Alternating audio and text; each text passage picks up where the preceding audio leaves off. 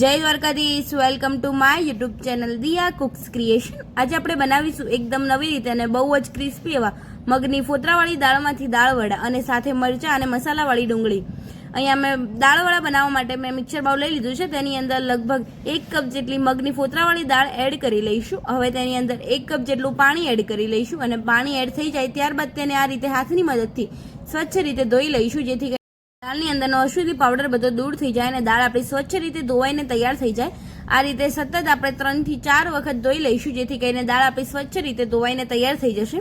હવે તમે જોઈ શકો છો દાળ આપણી ધોવાઈને તૈયાર થઈ જાય ત્યારબાદ તેની અંદરનું પાણી આપણે નીકાળી લઈશું અને તેની અંદર આપણે સ્વચ્છ પાણી એટલે કે 1 કપ જેટલું ફરી આપણે સ્વચ્છ પાણી એડ કરી લઈશું। હવે પાણી એડ થઈ જાય ત્યારબાદ આપણે તેને ઢાંકીને 3 થી 4 કલાક માટે પલળવા મૂકી દઈશું। હવે તમે 3 થી 4 કલાક પછી જોઈ શકો છો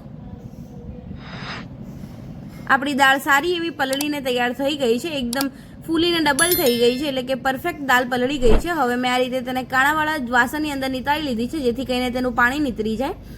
હવે અહીંયા મેં મિક્સર જાર લીધો છે। મિક્સર જારની અંદર આપણે બધી જ દાળને એડ કરી લઈશું। હવે તમે જોઈ શકો છો આ રીતે આપણે દાળને મિક્સર જારની અંદર એડ કરી લઈશું।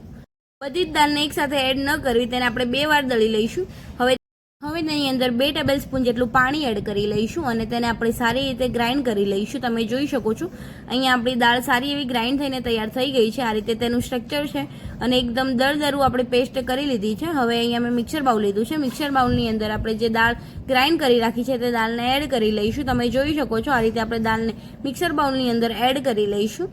હવે તમે થોડીક વાર પછી જોઈ શકો છો અહીંયા આપણી બધી જ દાળ ગ્રાઇન્ડ થઈને તૈયાર થઈ ગઈ છે। આ રીતે મેં બધી જ દાળને ગ્રાઇન્ડ કરી લીધી છે અને અહીંયા દાળ બરાબર ગ્રાઇન્ડ થઈ જાય ત્યારબાદ તેની અંદર આપણે સારી રીતે એક જ ડાયરેક્શનની અંદર ફેટી લઈશું, જેથી કરીને દાળ આપણી સારી એવી ફેટાઈને તૈયાર થઈ જાય અને આપણું દાળવડાનું બેટર સારું એવું પરફેક્ટ તૈયાર થઈ જાય। હવે અહીંયા મેં મિક્સર બાઉલ લીધું છે, તેની અંદર આપણે 1 કપ જેટલા પૌવા એડ કરી લઈશું અને તેને આપણે પલ્સ પર ગ્રાઇન્ડ કરી લઈશું, જેથી કરીને તેનો દરદરો પાવડર તૈયાર થઈ જાય। તમે જોઈ શકો છો અહીંયા પૌવાનો દરદરો પાવડર તૈયાર થઈ ગયો છે। હવે જે પૌવાનો પાવડર છે તે પૌવાને આપણે બેટરની અંદર એડ કરી લઈશું। આ રીતે પૌવાના પાવડરને બેટરની અંદર એડ કરવાથી આપણા દાળવડા એકદમ ક્રિસ્પી એવા તૈયાર થશે અને દાળવડાની અંદર તેલ પણ ભરાઈ નહીં રહે, એટલે આપણે તેની અંદર પૌવા જરૂર એડ કરવા, જેથી કરીને દાળવડા આપણા સારા એવા ક્રિસ્પી તૈયાર થઈ જાય। તમે જોઈ શકો છો હવે તેને આપણે સારી રીતે એક જ ડાયરેક્શનની અંદર મિક્સ કરી લઈશું। હવે મેં અહીંયા ખલ લીધેલો છે, ખલની અંદર લગભગ 8 થી 10 કળી જેટલું લસણ એડ કરી લઈશું। હવે તેની અંદર 3 થી 4 લીલા મરચાં એડ કરી લઈશું, તમે તીખાશ પ્રમાણે એડ કરી શકો છો। હવે 1 ઇંચ જેટલો આદુનો કટકો એડ કરી લઈશું અને તેની અંદર 1 પિંચ જેટલું મીઠું એડ કરી તેને આપણે સારી રીતે ખાંડી લઈશું। મીઠું એડ કરવાથી તેની અંદર સારું એવું પાણીનું પ્રમાણ છૂટે છે અને આપણો મસાલો સારો એવો ખંડાઈને તૈયાર થઈ જશે। તમે જોઈ શકો છો આ રીતે તેને આપણે બરાબર પ્રેસ કરતા જઈને ખાંડી લઈશું। અહીંયા તમે જોઈ શકો છો અહીંયા આપણા આદુ મરચાં અને લસણ સારા એવા ખંડાઈને તૈયાર થઈ ગયા છે। હવે જે આદુ મરચાં અને લસણને ખાંડી લીધા છે તેને આપણે જે દાળનું બેટર છે તેની બેટરની અંદર એડ કરી લઈશું। હવે બેટરની અંદર આદુ મરચાં અને લસણ એડ થઈ જાય ત્યારબાદ તેની અંદર ટેસ્ટ પ્રમાણે મીઠું એડ કરી લઈશું। હવે તેની અંદર 1/2 ટેબલ સ્પૂન જેટલું તીખું લાલ મરચું, 1/2 ટેબલ સ્પૂન જેટલો ધાણા જીરાનો પાવડર અને 1 પિંચ જેટલી હિંગ એડ કરી લઈશું। હિંગનો સ્વાદ બહુ જ સરસ આવશે। હવે તેને આપણે બરાબર એક જ ડાયરેક્શનની અંદર મિક્સ કરી લઈશું, જેથી કરીને તેની અંદર મસાલાના કોઈ લમ્સ કે કાંઠા ન રહી જાય। આપણે મસાલાને સારી રીતે બેટરની અંદર મિક્સ કરી લઈશું, જેથી કરીને બેટર આપણું સારું એવું સ્પાઇસી તૈયાર થઈ જાય। હવે બરાબર આ રીતે તેને હાથની મદદથી ફેટી લઈશું, જેથી કરીને બેટરની અંદર હવાના કણ ભરાશે અને આપણા દાળવડા સારા એવા ફૂલીને તૈયાર થઈ જશે અને આપણું બેટર સારું એવું સ્મૂથનેસ સાથે અને ફ્લફી તૈયાર થઈ જશે। હવે તેની અંદર 1/2 ટીસ્પૂન જેટલો બેકિંગ સોડા એટલે કે ટાટા સોડા એડ કરી લઈશું અને તેને આપણે સારી રીતે એક જ ડાયરેક્શનની અંદર ફેટી લઈશું, જેથી કરીને સોડા આપણા બેટરની અંદર મિક્સ થઈ જાય। હવે સોડા આપણા બરાબર બેટરની અંદર મિક્સ થઈ ગયા છે અને બેટર આપણું ફૂલીને તૈયાર થઈ ગયું છે। અહીંયા મેં તેલ ગરમ કરવા મૂકી દીધું છે અને અહીંયા મેં આ રીતે ડુંગળીને મસાલાવાળી કરવા માટે ઊભી સ્લાઇસમાં કટ કરી લીધી છે। તેની અંદર 1/2 ટેબલ સ્પૂન જેટલું મરચું એડ કરી લઈશું અને ટેસ્ટ પ્રમાણે મીઠું એડ કરી લઈશું અને તેને આપણે સારી રીતે મિક્સ કરી લઈશું, જેથી કરીને ડુંગળીની અંદર બધા જ મસાલા મિક્સ થઈ જાય।